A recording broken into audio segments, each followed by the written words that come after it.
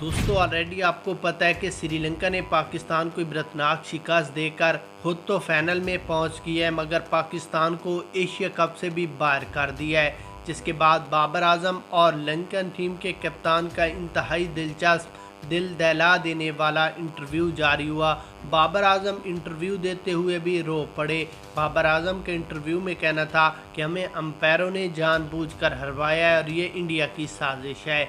उसके बाद बाबर का ये भी कहना था कि अगर 50 ओवर का मुकम्मल मैच होता तो हम ये मैच कभी भी ना हारते। इंडिया की ये चालाकी श्रीलंका को काम आ गई और श्रीलंका ये मैच जीत गया है, वरना हम ऐसी बर्दनाक शिकस्त देते कि ये तारीख में लिखी जाती। उसके बाद लंका टीम के कप्तान का इंटरव्यू में कहना था कि मैं बाबर आजम को पहले ही बता चुका था कि जिस तरह हमने इंडिया को हराया है इसी तरह पाकिस्तान को भी हराना है, लेकिन पाकिस्तान मैच से पहले मान नहीं रहा था। पाकिस्तान कहता था कि हमने जीतना है, मगर पाकिस्तान की टीम बहुत छोटी टीम है।